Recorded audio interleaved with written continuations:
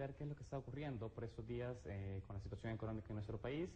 Y sobre ese tema quiero referirme específicamente a esta discusión que se está dando por esos días en la Asamblea Legislativa, en la cual el gobierno también está tomando un rol protagónico, y hablo sobre una posible aprobación y seguimiento de un segundo proyecto del Fomilenio, para el cual se ha solicitado, el gobierno de Estados Unidos ha solicitado leyes que favorezcan la inversión en nuestro país.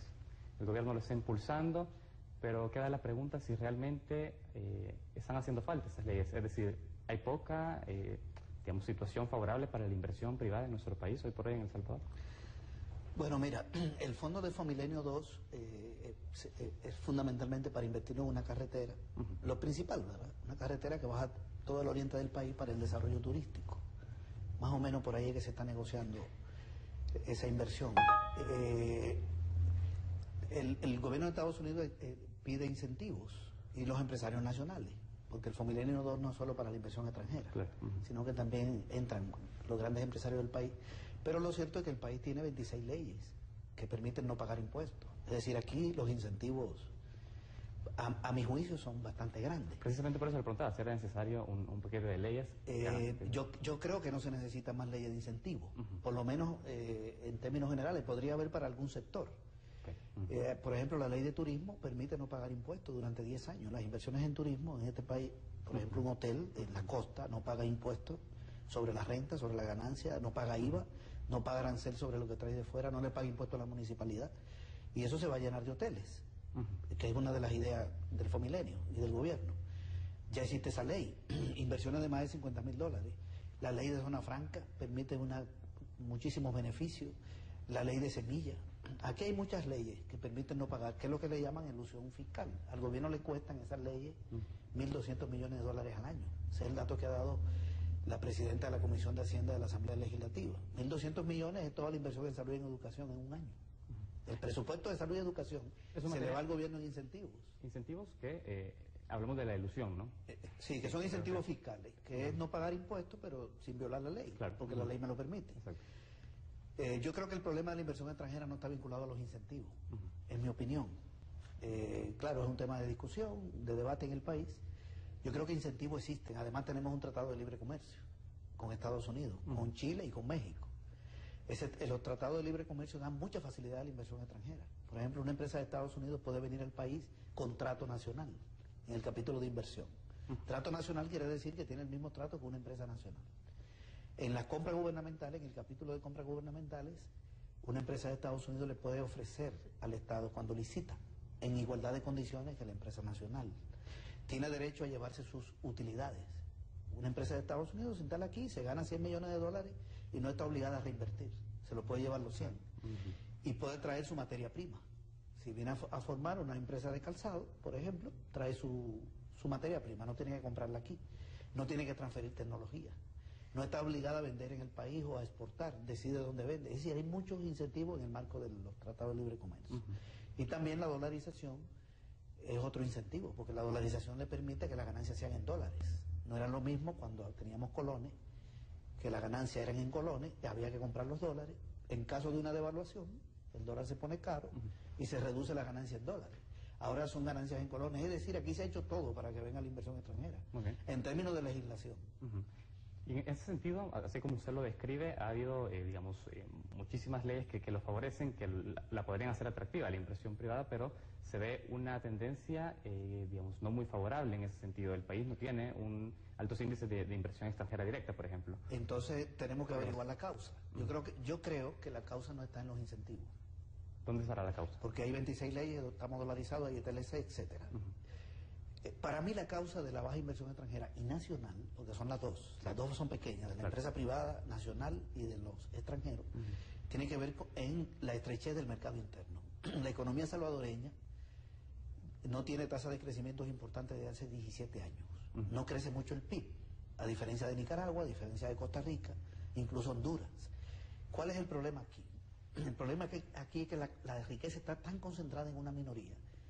Siempre ha sido así, pero ese proceso se hizo más fuerte con los 20 años del gobierno de Arena, donde se privatizaron muchas empresas públicas, se vendió la telefonía, se vendieron los bancos, el Estado se desmanteló como propietario, le quedan algunas cosas, pero aquí hubo una privatización tremenda. Todo eso cayó en manos de empresarios nacionales y extranjeros, y una reforma fiscal que hicieron los 4 años de Arena, los 4 gobiernos, con perdón. Le quitaron el impuesto al patrimonio a los empresarios, eliminaron el impuesto a la exportación de café y de azúcar, redujeron aranceles y bajaron la renta empresarial, el impuesto sobre la ganancia, de 35 a 25. Son todas medidas que debilitan la recaudación del Estado. Del Estado, y lo debilitan como propietario, y fortalecen a la gran empresa. Acumularon tanto dinero, bueno, vino el fin de la guerra, la reconstrucción del país, llegaron muchos millones de dólares, y hubo un boom entre el 92 y el 96. Acumularon tantos recursos que decidieron sacarlo del país.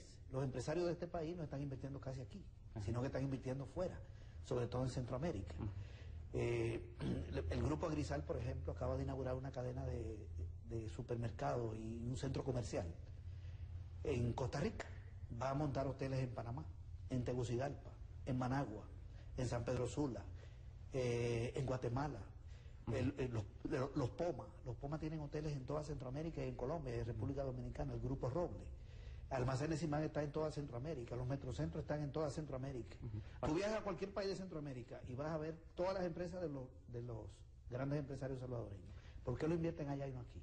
Me queda una duda antes de seguir avanzando sobre el análisis. Cuando usted mencionaba de este periodo en el cual ellos logran sacar su capital fuera del país, ¿existían leyes que favorecieran o algún mecanismo de carácter legal que favorezca que se puedan sacar de esa manera? Sí, los capitales se pueden sacar, pero tenían una restricción. El dólar era una moneda del Banco Central y ellos tenían colones. El colón hay que convertirlo en dólar para el dólar invertirlo en Guatemala, porque no puedes ir a Guatemala a montar una empresa con colones. Entonces la dolarización favoreció. La fuga comenzó a finales de los 90 y se aceleró con la dolarización. La dolarización significa que ahora una empresa se gana 80 millones de dólares y son en dólares, ya no son en colones. ¿Se tendrá una cifra y lo saca? ¿De cuánto se salió del país digamos, en concepto de capital? Mira, hay 16.700 millones de dólares que han salido entre el año 2001 y 2010. Estamos hablando de alrededor de 1.300 por año. Y la inversión extranjera anda por los 380 millones. Es decir, mientras la inversión extranjera es de 380 el año pasado, en el 2011, todavía no tenemos el dato definitivo del 12. En el 11 entraron 386 millones de inversión extranjera y los empresarios de aquí sacaron más de 1.000. Lo sacan bajo 2 modalidades. Depósitos en el exterior e inversión directa, que es cuando montan los negocios, cuando crean una empresa, que fundamentalmente está metido en el negocio de servicios y también en los bancos. Entonces hay una fuga. ¿Por qué no invierten aquí? Si invierten todo ese dinero, imagínate que hubieran invertido todo ese dinero en El Salvador. Aquí se hubiera generado un proceso de producción tan alto que el mercado interno no alcanza a comprar esa producción, la demanda no alcanza y se genera un proceso de sobreproducción. La capacidad de compra no da para esa inversión. Y bueno, es la gran crisis del capitalismo, ¿no? La sobreproducción. La sobreproducción. Aquí la tendríamos, que es una crisis del capitalismo desarrollado. Aquí la tendríamos. Y aquí se ha dado, aquí se dio a finales de los 90. Cuando la inflación en el año 99 fue -1, bajaron los precios por sobreproducción. Entonces decidieron, este es nuestro mercado. En El Salvador somos 6 millones. El 40% es pobre, el 60% no es pobre. Este 60% compra. Producimos para el 60%. Este 40% no lo integramos, porque integrarlo al mercado significa aumentarle los salarios a la gente, que los empresarios paguen los impuestos, para que el gobierno tenga dinero, invierta en salud, en educación, genere empleo, aumente los salarios, aumente las pensiones, no están dispuestos a darle dinero al gobierno. Están evadiendo impuestos por 1.700 millones, aparte de la ilusión, de 1.200. Entonces, el Estado no tiene suficientes recursos. Es uno de los gobiernos con menos dinero de América Latina, una carga tributaria de 15.5. De cada 100 dólares que se generan aquí, el gobierno tiene 15.5. El de Brasil tiene 38. Sin embargo, la ANEP dice que es de los gobiernos en América Latina que más recauda. Dijo la ANEP, pero Arena lo desmintió. Lo que pasa es que la ANEP está haciendo política, ¿verdad? La carga tributaria en América Latina es 25%. Hace más política la ANEP que Arena, en todo caso. Sí, porque la ANEP se convirtió en la oposición al gobierno, la cúpula empresarial. Como su partido no está muy bien, esto es un problema ya político, perdieron el control del Congreso, del Ejecutivo, del Tribunal Supremo Electoral. Solo tienen una influencia en la sala de lo constitucional de la Corte. Arena ha ido perdiendo peso en el Estado y en la sociedad. La oligarquía se declaró sociedad civil, no es militante de Arena, salvo Cristiani, ¿verdad? Cristiani es el único que da la cara como arenero. Entonces ellos son sociedad civil y asumen la oposición. Y se está manipulando muchas cifras, se está hablando mucha mentira, pero los diputados de Arena, dijeron que no estaban de acuerdo con ese análisis de la ANE en materia de recaudación tributaria. América Latina tiene una carga tributaria promedio de 25, El Salvador está en 15.5. En el nuevo cálculo del PIB puede llegar a 19, pero está por debajo de la media. Gobierno con dinero, Venezuela. Gobierno con dinero, el de Costa Rica. El de Nicaragua tiene el 24%, el de Brasil el 38%. ¿Y qué características hacen para que tenga dinero esos gobiernos? Por la estructura tributaria. Por ejemplo, bueno, en el caso de Venezuela, imagínate el petróleo. En el caso de Brasil, Argentina hicieron una reforma tributaria y le están quitando mucho dinero a los que más tienen. En El Salvador, de cada $100 que el gobierno recauda, de cada 100, los empresarios le dan 18 y el pueblo le da 82. Los empresarios tienen dinero y el pueblo no tiene. ¿A través del IVA? Esos $82 son 50 del IVA, que lo paga la población. Un 15 de los aranceles, que son impuestos indirectos, porque traen el producto de fuera y se lo trasladan al precio. Y los otros son los otros impuestos indirectos, como el FOBIAR, el FOSALUD, y el impuesto sobre la renta salarial. Claro. Eso da $82. Es decir, que el gobierno consigue el dinero donde no está. Pero eso es una herencia de la reforma tributaria anterior. Entonces, pero para sintetizarte, la idea que te quería plantear era, tenés un Estado con poco dinero y una población con poco dinero, salarios bajos, pensiones bajas. Bien, ¿a quién le van a vender si hacen esa inversión? Vamos a dejar acá el análisis. Ajá. Tengo que ir a un primer corte. Al volver quiero que sigamos profundizando sobre esto. Hablaremos de esta estructura fiscal tan desequilibrada y que también hablemos de ese mercado interno que está poco dinámico por todas las causas que usted ha mencionado. Vamos a un primer corte, enseguida volvemos a Francamente. Esta noche. Buenos días. Buenos días. Vengo a la prueba de selección. Muy bien. ¿Y ahora qué, chicos? ¿Qué tenemos que hacer? Esperar, supongo. ¿Nos van a hacer una entrevista todos juntos? Eso fue lo que me dijeron a mí. Una entrevista conjunta con todos los candidatos. Ustedes son los finalistas de las entrevistas y pruebas anteriores, por lo que han demostrado sobradamente su capacidad y experiencia para ocupar el cargo. No obstante, hoy se decidirá quién es el más apto. Si en algún momento consideran que alguna de las pruebas que les haremos no es aceptable para ustedes, pueden abandonar el proceso. Vuestra primera tarea es averiguar quién de ustedes no es un auténtico candidato. No voy a darte gusto de ver cómo marcho. ¿Hasta dónde tenemos que competir? Hasta que nos arranquemos los ojos.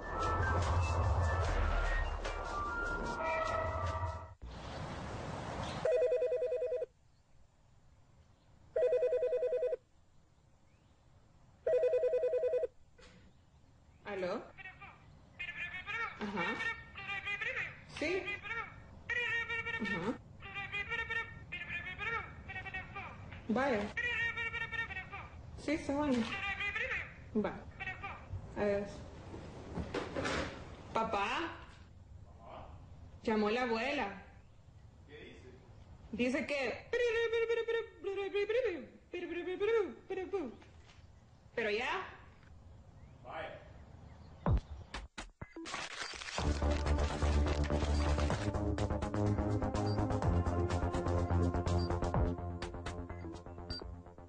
Continuamos.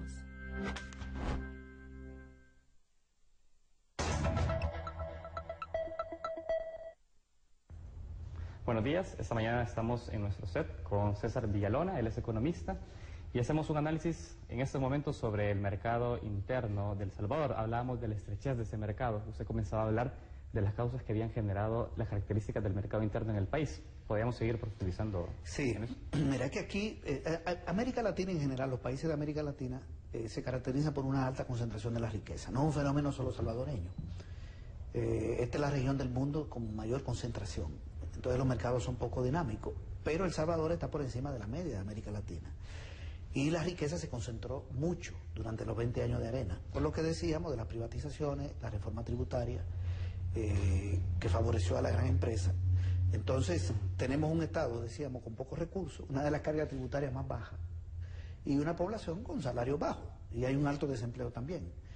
Bien, se podría decir Nicaragua también. Nicaragua tiene concentración de la riqueza, sí, pero hay un Estado que está aumentado su recaudación, tiene el 24% del PIB de Nicaragua, y también tiene una cooperación externa muy importante en el marco de la relación con Venezuela. Entonces es una economía en expansión.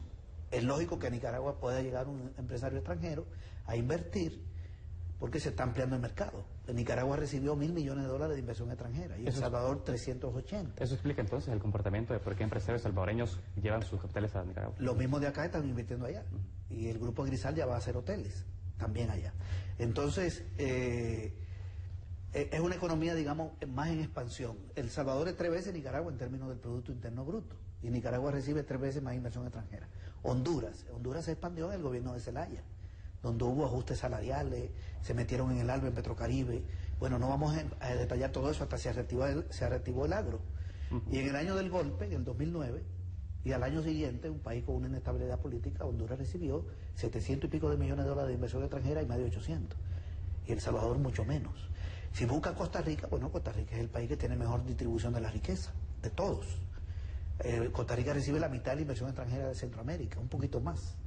Otro mercado que no es muy dinámico es el guatemalteco. Ahí no entra mucha inversión extranjera. Entra más que aquí, pero la economía guatemalteca es el doble de la de aquí en términos del tamaño y la población.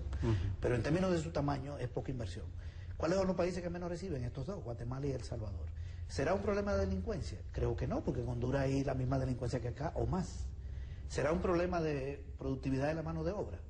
Creo que no. No es más productiva la mano de obra nicaragüense, ni la hondureña. Tal vez la costarricense porque tiene niveles educativos superiores. Pero el resto de países son parecidos. ¿Por qué que no viene aquí? ¿Y por qué los de aquí van a invertir allá? Entonces, creo que el análisis debería enfocarse, para mí, en materia del mercado. Está atomizado. Y es porque tampoco existe, digamos, lo que usted ha descrito, un débil poder adquisitivo del mercado interno y poco margen de ganancia para los inversionistas. Si invierten y producen mucho, tienen sobreproducción, porque la capacidad de compra de la población es limitada. Que tiene que ver por los salarios. Los salarios, las pensiones, los ingresos en general y los pocos ingresos públicos. Porque ¿cómo se dinamiza el mercado interno? ¿Cómo tú amplías el mercado interno? Hay varios mecanismos. Una es ponerle impuesto a los que tienen mucho dinero, ¿verdad? Recaudar del que tiene. Que el gobierno recauda de lo que tenga y que invierta. Entonces el Estado genera empleo, mejora salarios en el sector público, mejora las pensiones, invierte más en salud, invierte más en educación y eso implica más mano de obra. Decíamos que la carga tributaria aquí es pequeña y proviene fundamentalmente de los ingresos del Estado de la población, no de los empresarios. Ahora, ese gobierno impulsó medidas de carácter de reforma tributaria para incrementar la recaudación. ¿A usted qué le parecieron esas reformas que se implementaron y, bueno, de alguna manera iniciaron el camino, si se quiere, para poder hacer un Estado más fuerte? ¿Cómo lo ve eso? Sí, este gobierno ha hecho algo en materia de recaudación y ha aprobado impuestos que son positivos. Por ejemplo, aumentó el impuesto sobre la ganancia de las empresas de 25 a 30, sobre ganancias de más de $150.000, eso es positivo. Puso el impuesto a los dividendos de 5%, también es positivo. Digamos, esos dos son los que me parecen mejores, porque los otros han sido más impuestos indirectos, que se le colocó el IVA a maquinaria importada, etcétera, y también a las bebidas. Y ha aumentado un poco su recaudación, pero es totalmente insuficiente. Primero para el gasto que tiene el gobierno, es muy superior a los ingresos. Y segundo, no es una modificación de la estructura tributaria, son pequeñas modificaciones a impuestos. Reforma tributaria, así, la transformación tributaria hizo aquí Arena. Ese sí hizo una transformación. Antes de esa reforma, los empresarios aportaban aquí el 50% de los ingresos públicos, de su ganancia y de su patrimonio. Hoy aportan el 18%, así lo hizo Arena. Fue tremendo, dejarle dinero a los que tienen. Entonces, en ese marco es muy difícil una gran inversión. Es la tesis que quiero plantear. Hay un error, yo creo, cuando se espera que la inversión extranjera venga a dinamizar el mercado interno. Yo creo que el proceso es al revés. Hay que dinamizar el mercado interno y después que sea dinámico, vendrá la inversión extranjera, que es lo que ha pasado en Nicaragua. Esa inversión no ha llegado a dinamizar. La dinamización comenzó y luego llegó la inversión. Lo mismo en Costa Rica, incluso en Honduras. A ver, pero eso a la inversa, digamos, usted propone que primero se dinamice el mercado interno para que posteriormente ingrese la inversión extranjera. Digamos, ¿la contrapartida no vendría a ser precisamente esa teoría del rebalse? No, no. Digo, la parte que propone la derecha. La teoría del rebalse tiene que ver con dejarle a los empresarios la mayor ganancia posible y no tocársela. Porque con tanta ganancia, entonces ellos van a invertir, van a generar empleo y todos salimos bien. Se elimina el desempleo y todos entramos en una lógica buena. Esa es más o menos la teoría del rebalse. Pero resulta que el dinero que les rebasó a ellos no se quedó en el país. sino que lo invirtieron en Centroamérica y lo están invirtiendo incluso en Colombia y en Miami, en República Dominicana. Esa teoría no funciona, porque siempre aparece otro vaso, ¿verdad? Se rebalsó este vaso y aparece otro vaso. Nunca cae en la población la supuesta ganancia. Pero yo me refería, no quiero decir que no haya que estimular la inversión extranjera, hay que estimularla y vendrá, siempre vendrá, en pequeña escala o como sea, pero para que haya una gran inversión, el proceso tiene que ser la ampliación del mercado interno. Y eso pasa por un Estado fuerte y por una redistribución de la riqueza. Estamos hablando de un problema político, el problema ya no es económico, porque un Estado fuerte y una redistribución de la riqueza toca grupos de poder económico. Esa es la resistencia. No te aceptan una reforma al revés. Una reforma donde pague más el que más tiene, que es lo que se hizo en Venezuela. Que son grupos de interés económicos que ese gobierno no se ha atrevido a tocar en dado caso. Es difícil tocar. Lo tocó un poquito por el lado de la renta, del impuesto sobre la ganancia. Un poquitito. Y hubo resistencia de la ANEP. Y mira cómo la ANEP está resistiendo. Y la ANEP, que aglutina a la cúpula empresarial, aunque también hay pequeñas, medianas empresas, pero está dirigido por la grande, se ha dedicado a decirle al país, tiene una campaña ya va por un año, a informarle a la población salvadoreña que este gobierno tiene mucho dinero, que el problema del gobierno no es de dinero, el problema es que gasta demasiado. Es decir, están creando una campaña para que se crea que el gobierno no necesita recaudar más, sino reducir el gasto. Y por eso le piden que quite los subsidios. Claro, si el gobierno quita los subsidios al agua, a la energía, al gas y al transporte, las tarifas suben y Arena gana las elecciones fáciles en el 2014. Eso tiene una lógica política. Un costo político para el gobierno. Sí, claro. Pero el problema no es de gasto, el problema es de ingresos. Ahora, yo me quiero quedar en ese punto precisamente, en el tema del gasto, porque si bien se dice por parte de sectores de la oposición de que es un gobierno que cuenta con recursos, vemos en realidad en cifras de que el gobierno hoy por hoy tiene una grave crisis de caja y, digamos, está, por ejemplo, con deuda a Policía Nacional Civil por el 1.9 millones, al Tribunal Supremo Electoral con un 2,3, al FODES se dice 24 millones, proveedores de uniformes 1 millón, subsidio del transporte 19 millones, es decir, pareciera de que no se está viendo reflejado el hecho de que exista, digamos, de alguna manera liquidez financiera para hacer frente al gasto corriente. Sí, la recaudación del gobierno no alcanza para cubrir los gastos y tiene un déficit, que por cierto el año pasado ese déficit, que anduvo cerca de los 900 millones de dólares, fue inferior al 2009, porque en el 2009 llegó a 1.200 millones.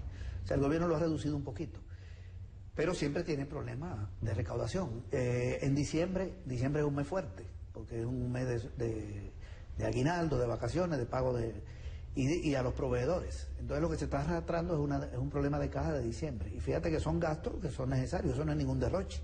Estás hablando de subsidios, estás hablando de gastos de educación. La recaudación de diciembre no alcanzó y se han retrasado pagos para enero. Pero ese es un problema que lo va a resolver, porque no es un problema tan grave. El presupuesto del 2013 ya está equilibrado. Se supone que los ingresos van a alcanzar para cubrir los gastos porque ya están los préstamos, además para cubrir el faltante. Antes de avanzar sobre eso, porque, digamos, ¿cuáles son las causas que generan de que el gobierno al final del año no pueda tener la capacidad para hacer frente a estos gastos que son obligatorios, son gastos corrientes? ¿Por qué se origina esa situación? ¿Es por un desequilibrio presupuestario? El gobierno recauda mensualmente alrededor de 290 millones de dólares, mensual, más o menos la recaudación. En diciembre recauda eso, pero en diciembre los gastos son mayores que en cualquier otro mes del año, porque es un año de liquidación a proveedores, es un año donde se le pagan más salario a la gente, porque incluye el pago del aguinaldo, etcétera. Suele tener algunos problemas y trasladar algunos pagos de diciembre a enero. Eso no es algo tan anormal. ¿Usted dice que se está sobredimensionando la situación? Sí, bueno, sí, eso ha ocurrido siempre. Lo que pasa es que hoy hay una oposición empresarial que tiene más capacidad de divulgar ante la población cualquier hecho, ¿verdad? Pero eso ocurría con los gobiernos de Arena. Siempre hay problemas de retraso en los pagos. Cuando FUNE llegó, por ejemplo, en el año 2009, cuando tomó posesión, resulta que faltaban 852 millones de dólares para terminar el año. 852, el faltante de caja que le dejó Saca. Y el gobierno consiguió 800, vendiendo bonos. Y lo consiguió porque Arena se dividió y salió Gana. Salió un grupo que después creó Gana. Y con los votos de Gana, etcétera, se aprobaron unos bonos, endeudamiento por 800 millones. Así transcurrió el 2009. Y todos los años siempre están vendiendo bonos, emitiendo lete. Eso es un fenómeno que es normal, porque aquí hay un déficit fiscal. Y el déficit no tiene que ver con el elevado gasto. Al contrario, este gobierno debería tener una inversión en salud mucho mayor, el doble. ¿Quién tiene que darle salud al pueblo y educación? No es la empresa privada, es el gobierno. El gobierno está invirtiendo en salud un poco más de 500 millones de dólares. Debería invertir 1.000. En educación, 860 este año. Bueno, ojalá que fueran 1.200 para erradicar el analfabetismo, para mejorar. Los empresarios están demandando mano de obra calificada. Bueno, entonces invirtamos más en educación. No es el gasto, el problema está en los ingresos. El problema está en que lo que recauda no es suficiente. Y no recauda lo suficiente por la estructura tributaria que le dejó Arena, que descansa en impuesto indirecto a la población. Y donde los que tienen no tributan suficiente. Primero. Segundo, por las 26 leyes que le permiten a los empresarios no pagar impuestos. 1.200 millones. Fíjate, 1.200 millones y el déficit fiscal son 900. Y tercero, por la evasión. La evasión de impuestos es una cosa increíble.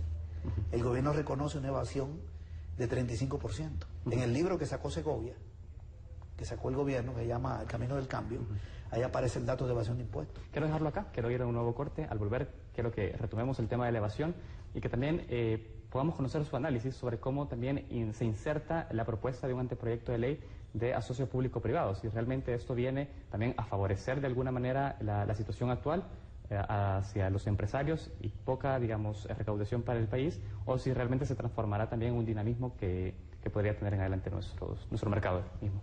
Vamos a un nuevo corte, enseguida volvemos a Francamente.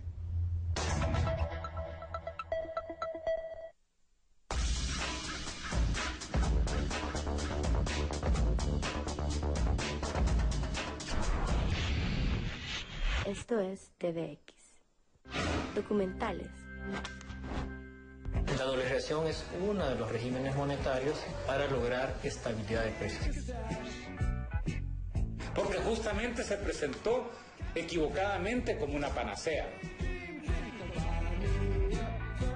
Creo que el dólar le ha dado mucha estabilidad a la economía. En el caso de El Salvador no está justificado dolarizar en base a esa razón porque El Salvador no tenía problemas de inflación alta. Nuestro país necesitaba dar ese paso.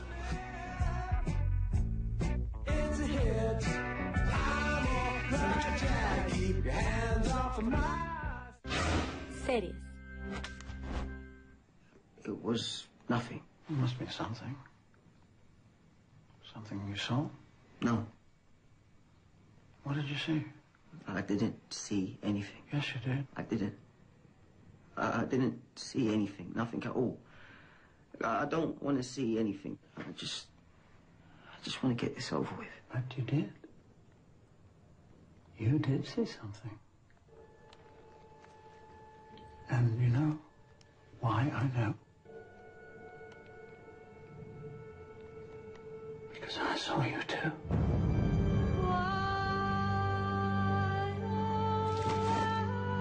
Charula, este viernes, 7 p.m. Continuamos.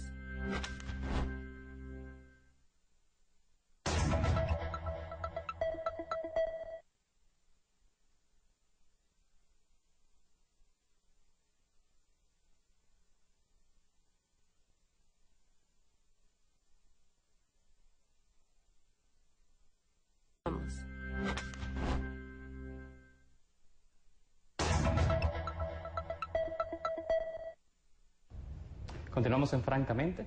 Antes de ir a la pausa, yo le preguntaba cuáles son, digamos, los retos que está teniendo el gobierno de cara a hacer un mayor control del tema de evasión. Usted decía que era un tema de recursos. ¿Sigue siendo, digamos, es únicamente el tema de recursos o hay otras causas también detrás de esto? Sí, fundamentalmente de la capacidad de las instituciones del Estado de controlar. Por ejemplo, en el caso de las aduanas, mencionaba ya el paso que se está dando por el lado del aparato de rayo láser, que ya ha generado protesta de los empresarios. Y está el control de la contabilidad de las empresas, ¿verdad? A través de los inspectores de Hacienda, que las empresas manejan doble contabilidad. Manejan estado, un almacén tiene 14 estados financieros y 11, 10, 9 no pagan IVA. Tienen una ganancia real y tienen otra que le presentan a Hacienda. Eso hay que resolverlo vía cruces de información. Me parece que es el mecanismo más importante. Todo eso pasa por una mayor tecnificación del Ministerio de Hacienda y más personal, y personal mejor pagado. Los inspectores son pocos. Y también pasa por voluntad política, porque meterse a controlar la evasión de impuestos es meterse con la cúpula empresarial. Eso no es un fenómeno solo salvadoreño, en el mundo entero hay evasión. Solo que en países, por ejemplo, como los europeos, Estados Unidos, eso es terrible. Si detectan a alguien evadiendo impuestos, tiene problemas serios, no importa su estatus. Se estima una evasión de 15%, normal, en un país. En El Salvador está en 35%. Por eso hay que bajarla. Si se baja, el gobierno consigue más de $1.000 millones. Si se baja a 15%. La necesidad de hacerlo a través también de una voluntad política. En ese sentido, también es necesario que exista otro tipo de diálogo entre gobierno y sector privado de cara a generar también en el sector privado la conciencia del compromiso por aportar al país. ¿Cómo se hace? Es que a mí me parece que lo que hay que aplicar la ley. Porque si yo compro en un comercio por $113, ¿por qué el dueño del comercio, del almacén o del supermercado se queda con 13? Eso es una violación de la ley. La evasión está penada en el Código Penal, está penalizada con perdón. Es decir, no hay nada que negociar. No hay nada que negociar. Sencillamente, o me devuelve mis $13 o se lo envía el gobierno. No tiene derecho el dueño de un almacén o de una gasolinera, de un comercio cualquiera, a quedarse con el dinero mío. Me lo cobra cuando me vende. ¿Y por qué no se lo envía al gobierno? Sencillamente tiene que enviarlo o devolvérselo al consumidor. Y no se lo tiene que devolver, porque la ley exige que lo cobre el IVA y que lo envíe. La gasolinera, muchas gasolineras no dan ni factura, sino que tú compras, pagas 5 impuestos, de cada $5 de gasolina, $1 debe ir al gobierno, 97 centavos. Si no te dan factura, ese dinero no llega, se queda en la gasolinera, pero te lo han cobrado a ti. Entonces aquí estamos hablando de un robo, y estamos hablando de un robo de 1.700 millones. Y no lo puede hacer la microempresa, porque la microempresa no es agente de retención fiscal, ni lo puede hacer quien consume. Está claro quién es. ¿Por qué se quedan con 1.700 millones? Y el gobierno está mendigando a los diputados que le aprueben un préstamo de 80 para salud y de 60 para agricultura, cuando la evasión del IVA son 770. Es una cosa inconcebible. Sencillamente que paguen. Y no estoy hablando de ponerle impuestos, sino de que paguen los impuestos que hay, que son los que están establecidos por la ley. ¿Y quién aprueba los impuestos? La Asamblea Legislativa. Ahí está Arena, ahí están... Esas son las reglas de juego del sistema. Y estamos hablando de mucho dinero. Es decir, que estos empresarios grandes, evasores, son responsables de la mortalidad infantil, son responsables de que haya tanta gente pobre, son responsables del analfabetismo. Porque con todos esos recursos, ¿qué pudiera hacer el gobierno? Solo calcula que este año el presupuesto de salud van a ser como $550 millones, y la evasión del IVA es 770. Es decir, que se podría duplicar la inversión en salud y no hay que aprobar préstamos de 80 millones que hay que pagar. Y en agricultura, podríamos levantar la agricultura, la producción de alimentos, en un país que está importando el 75% del arroz que se come y casi la mitad del maíz. Estamos importando hasta frijol, hortaliza. Aquí se puede levantar con una fuerte inversión pública todo el agro, consiguiendo los recursos donde están, sin reforma tributaria, fíjate, solo con el control de la evasión y sin modificar las leyes de elusión, y todavía están pidiendo más incentivos. Ahora, ¿el Estado estaría en la capacidad de poder ejecutar esa cantidad de recursos que ingresen, digamos, ante un debido cumplimiento de ley en calidad de impuestos? Bueno, sí, debería tener la capacidad. Necesita contratar más personal. Una parte de ese dinero lo puede utilizar para pagar la deuda, buena parte de la deuda externa, invertir en infraestructura, el Ministerio de Obras Públicas. Hay capacidades. También hay deficiencias, pero todos los gobiernos tienen sus deficiencias en eso. Pero bueno, con más recursos se duplica el personal de salud. Fortalecer, digamos, la estructura pública. La estructura pública, un sector público fuerte, como en Estados Unidos, como en Europa. El gobierno suizo tiene la mitad del dinero de Suiza y el alemán tiene más del 40%. Son estados fuertes. Aquí el Estado está debilitado. Aquí el Estado no tiene empresa prácticamente de servicio. Le queda muy poca. Es decir, que en la medida que también hay una mayor recaudación por parte del Estado, debería haber también una mayor profesionalización de sus agentes para ejecutar de mejor manera los recursos. Un Estado con más dinero hace de todo. Invierte en salud, en educación, en vivienda, en obra pública, capacita personal, le mete equipo a las instituciones públicas, computadoras, sistemas, moderniza todo. Claro, es un proceso. O sea, no es tampoco que todo ese dinero que le entre en un año resuelve todo. Pero imagínate el periodo que ha pasado con estas evasiones. Habría que hacer un cálculo de cuánto ha significado toda esta evasión en 20 años. Te aseguro que eso debe andar por encima de los 15.000 millones de dólares, que es la deuda externa del país. La deuda externa del país la deuda pública está en 13.500. Ellos son los responsables de todo eso. Entonces, ese es un tema importante y es un tema político. Porque el gobierno sin un respaldo social grande, yo dudo que se meta con la cúpula empresarial. Pero tampoco ese gobierno lo ha hecho. Sí, me refiero a este gobierno. Se necesita más conciencia de pueblo. ¿Cómo es posible que nosotros estemos pagando los impuestos y los empresarios se queden con ellos? Y nosotros lo aceptamos. Cuando habla de conciencia de pueblo, es decir, de empoderar también a la ciudadanía y hacerla consciente de estos temas para hacer presión política. A la población. La población. El tema fiscal, el agujero fiscal del gobierno tiene que ver con la cúpula empresarial. ¿Usted cree entonces de que este gobierno ha tenido muy pocos esfuerzos en concientizar a la población de la situación actual? Sí, yo creo que no se ha hecho lo suficiente, aunque es un tema que ha salido a la luz pública, antes era peor.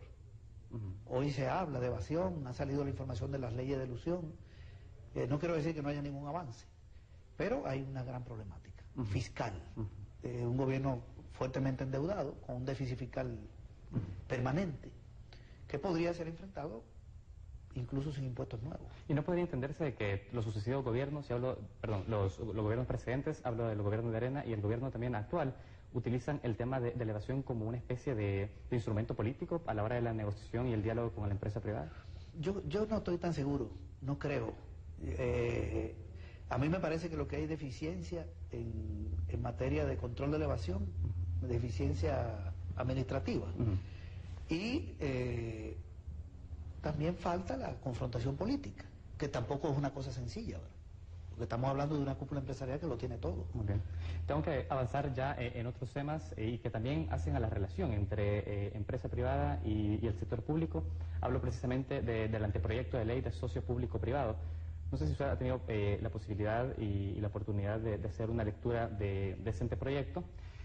Lo que sí es cierto y lo que quiero dejarle acá planteado para la discusión es el hecho de que el FMLN ya ha dicho recientemente que no piensa hacer la aprobación de esta ley, dado que la misma presenta visos de inconstitucionalidad y habla de un riesgo también de privado, que en un caso oportuno el Estado tendría que hacerse cargo. Es decir, la ley está planteada de manera de que el Estado se haga cargo de algún riesgo de carácter privado. No sé cómo lo ve usted. ¿Hay realmente inconsistencia dentro de la ley? Sí, ¿Que limitan el Estado? A mí esa ley no me parece buena. Lo primero es que es una modalidad de privatización. Es la modalidad de concesión. El gobierno plantea es un tema de discusión, si una concesión es una privatización o no, porque el Estado sigue siendo dueño de la empresa de servicio, pero la concesiona por 40 años a una empresa privada. Entonces, no es una privatización en el sentido de que el Estado se deshace del activo, pero sí lo es en el sentido de que no maneja la empresa. Entonces una concesión para mucha gente es privatización. ¿No maneja la empresa y los fondos que se recaudan a partir de eso? ¿Cómo va? No, bueno, la empresa funciona, paga sus impuestos, pero la ganancia pasa a ser de la empresa privada. Claro. Imagínate que arrienden el aeropuerto, por ejemplo, una empresa de servicio. Entonces la empresa privada tiene que hacerle una mejora, una ampliación, una inversión, pero es la que administra el aeropuerto, ya no es el Estado. Entonces si el impuesto de salida hoy son $27, a lo mejor lo ponen en 40 para viajar. La empresa privada va a decidir ahí. Entonces es una forma de privatización, primero, a mí no me parece. Segundo, el gobierno la ley obliga al gobierno a crear un fondo del cual va a echar mano la empresa privada. O sea que tampoco ni siquiera va a poner todos los recursos. Claro. Y el gobierno tiene problemas fiscales. Crear un fondo que va a venir de los ingresos públicos normales, de los impuestos, de donaciones, de préstamos y de los intereses que va a ganar el fondo depositado en una institución financiera, significa para el gobierno una carga fiscal. Lo otro es que el gobierno también puede tener algunos problemas porque si 10 empresas, por ejemplo, presentan un proyecto para un arrendamiento y la primera que lo presentó no gana la licitación, sino que la gana otra de las otras 9, a la primera hay que compensarla con un porcentaje de la inversión que hizo para el proyecto. Entonces eso es un costo para el Estado. Entonces aquí hay un problema, me parece. Y yo creo que no va a venir inversión extranjera por esa ley. Por más que el gobierno ha dicho de que sí es, digamos, una medida que pretende incentivarlo. Sí, pero ya tenemos 26 leyes de incentivos, ya está modularizado. Tenemos TLC, ahora viene esta ley y la inversión no viene. Ahora, aquí hay una cosa curiosa, porque eso se inserta también en la dinámica del Fomilenio y hay un interés especial por parte del gobierno de Estados Unidos en que se impulse esta ley de socio público-privado. ¿Por qué un interés, digamos, y por qué también el gobierno de Mauricio Funes está, digamos, respaldando esa propuesta? Bueno, el gobierno tiene interés en que venga algún nivel de inversión, porque el Fomilenio lo que va a fomentar es el turismo en la costa. Y ya el grupo Grisal lo dijo claro, voy a montar hoteles hasta La Unión, ¿verdad? Ahí se van a meter los pomas. La carretera, el turismo. Yo creo, o sea, alguna inversión habrá en ese tipo de empresas, pero eso no levanta la inversión, la producción nacional. Aquí lo que se necesita no es montar hoteles para turistas. Aquí lo que se necesita es levantar la producción industrial y agrícola. Estamos importando comida por 3.000 millones de dólares. Hablamos de reactivar la base económica. La base productiva, industrial y agropecuaria, que fue destruida por arena.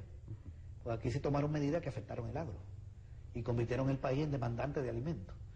Éramos autosuficientes en granos básicos y hoy somos importadores, y en hortalizas y carne, todo eso se vino abajo.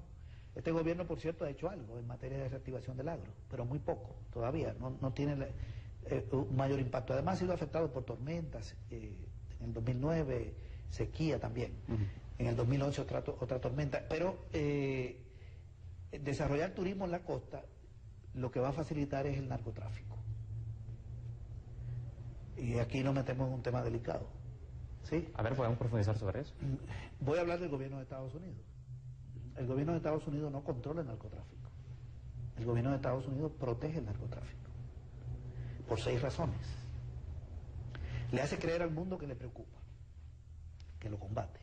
Y resulta que lo protege. El presidente de México dijo en la ONU que el responsable de los problemas de México es el gobierno de Estados Unidos. Eso lo dijo Felipe Calderón y lo dijo en la OEA. Lo que dijo fue, yo intenté combatir a los carteles de la droga, levanté el avispero, me vino este problema en México y el gobierno de Estados Unidos le sigue vendiendo armas y la droga sigue entrando. ¿Por qué la droga entra a Estados Unidos? Estados Unidos tiene el 45% de las armas del mundo. De las armas. Tiene 870 bases militares en el mundo, 10 en Colombia.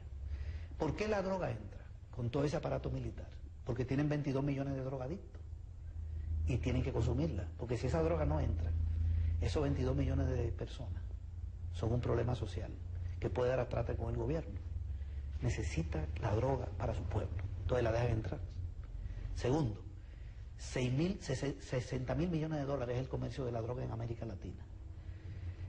Un narcotraficante colombiano no le vende la droga a un consumidor de Estados Unidos, se lo vende a un gran empresario.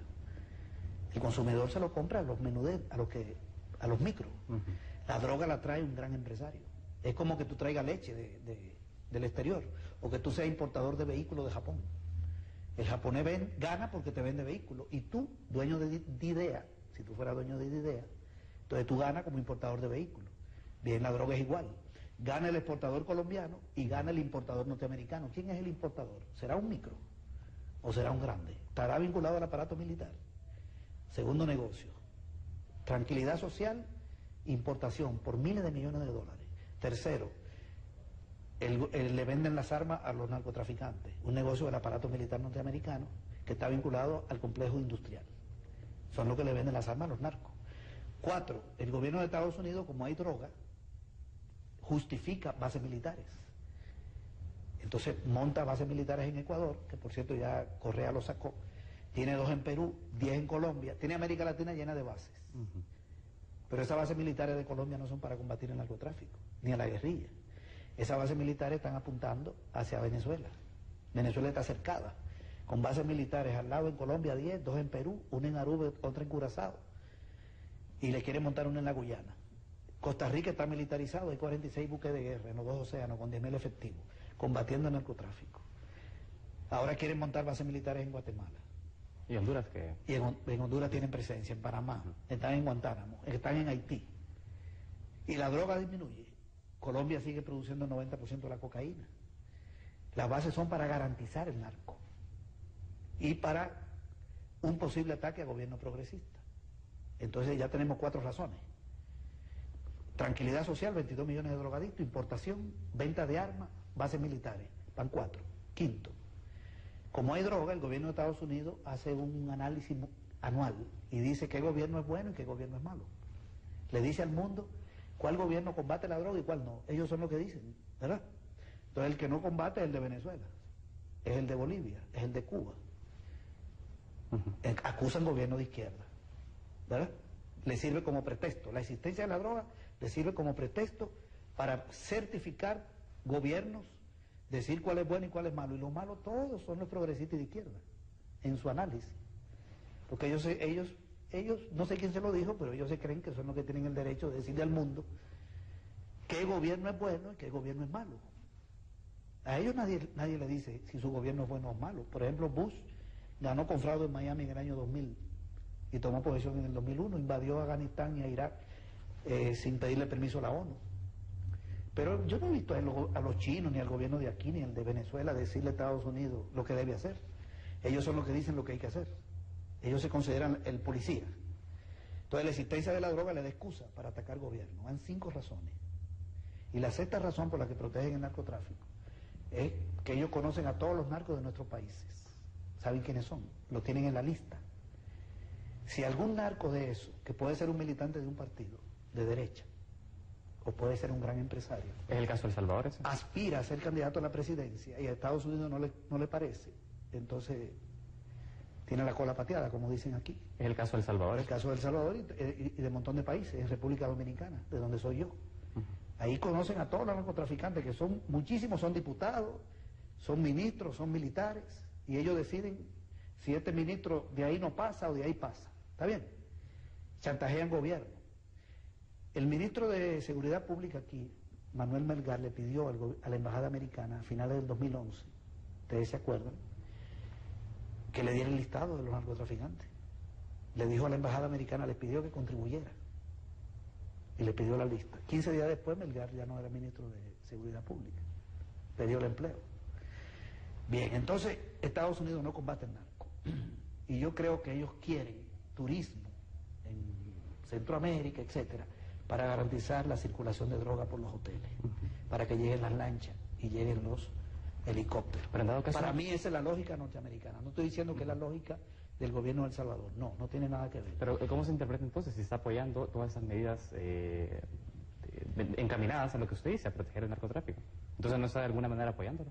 El gobierno nacional. No, porque el gobierno nacional está tratando de fomentar inversión. Esa es su lógica. Yo estoy hablando de la lógica norteamericana. Es decir, ¿el gobierno es ingenuo sobre lo que está pasando en realidad? No necesariamente. Puede ser ingenuo, pero tiene su interés concreto en fomentar la inversión extranjera y puede controlar. ¿A costas de tener narcotráfico en el país? Bueno, pero yo no estoy diciendo que el gobierno esté de acuerdo con eso. Yo estoy hablando de la lógica norteamericana. Y no necesariamente tiene que ocurrir, porque el gobierno tiene sus controles. El gobierno de aquí quiere inversión extranjera y generar empleo, eso es positivo. Pero yo creo que los norteamericanos andan en otra cosa, no el gobierno salvadoreño. Ellos andan en otra cosa. Y son los que fomentan el narcotráfico. Pero insisto, ¿qué tendría que hacer entonces el gobierno para poder controlar eso? Porque entonces es estar intercambiando inversión por el control del narcotráfico es complejo, porque tiene la protección de la gran potencia mundial. Estos gobiernos han hecho mucho en materia de control. Mire el caso de México. El gobierno de México intentó combatir y se le creó un problema terrible, que es lo que no quiere el gobierno de Guatemala. Entonces, los gobiernos tienen limitaciones, porque hay un vínculo entre los narcotraficantes y el poder del norte. ¿Cuál es la solución? Los gobiernos de aquí son víctimas de todo esto. Y sobre eso, entonces, la solución que se plantea es emanciparse de esa dependencia económica de los Estados Unidos, digamos, para poder tener algún mayor margen de control sobre qué tipo de inversión viene al país y qué tipo de inversión. Bueno, nuestro país se deben diversificar las relaciones internacionales, que este gobierno lo ha estado haciendo. Este gobierno ya estableció relaciones con Cuba, que no tiene nada que ver con lo otro. Inversión en salud, etcétera, con Rusia. Y se están explorando más inserción en Sudamérica y hasta la posibilidad de con China. A mí me parece que eso es positivo, porque además Estados Unidos va de salida. Aquí hay un problema que no lo vamos a tocar hoy, es muy largo, pero Estados Unidos en 5 años posiblemente no sea la primera economía del mundo, sino que sea China, y que el dólar sea sustituido como la moneda mundial. ¿Usted cree que un futuro gobierno de FMLN podría abrir relaciones diplomáticas con China? Sí, yo creo que sí, y fortalecerla con Sudamérica, que esa es una de las salidas que tenemos. Porque nosotros para avanzar necesitamos dos cosas, los recursos internos y la cooperación. Pero la cooperación no es europea ni gringa. La cooperación está en Sudamérica y en países como China. Cuando digo cooperación no hablo de regalos, porque por ejemplo Petrocaribe no es un regalo, sino un acuerdo de cooperación que da facilidades. Entonces sí hay que diversificar las relaciones internacionales e irse zafando del país en decadencia. Hay dos imperios en decadencia, Estados Unidos y Europa. Y hay un mundo emergente que está en Asia, China, Rusia, la India y Sudamérica encabezada por Brasil, que han creado el BRIC. Brasil, Rusia, la India y China, y hasta Sudáfrica, y van a crear una moneda común. Y Sudamérica está avanzando en una moneda, va a avanzar en una moneda, la UNASUR. Sudamérica es la quinta economía del mundo, como región. Ya Brasil superó a Francia como la quinta economía, solo Brasil ya es la quinta economía del mundo, superó a Francia. Y Sudamérica, imagínate, todavía no llega a Alemania como bloque, pero van sustituyendo a los países europeos. Y viene una sustitución del dólar. Si Estados Unidos no le da vuelta a eso desde el punto de vista militar. Vamos a tener que dejar hasta acá el análisis. Hemos transitado ya desde la situación nacional, también el contexto internacional con esto último. Creo que ha sido un análisis muy completo el que nos ha brindado esta mañana. Y bueno, agradecerle también su presencia y esperar que en una futura ocasión podamos seguir hablando de los retos también y de los programas, que eso que nos quedó quizás falta en esta edición, pero seguramente lo podremos retomar luego de cada uno de los partidos políticos. Pero bueno, será en un nuevo programa de Francamente. Bueno, muchísimas gracias. Así que le agradezco. Le agradecemos también a ustedes que nos hayan acompañado esta mañana. Nos vemos mañana, 6:30, acá en Canal TVX. Muchas gracias.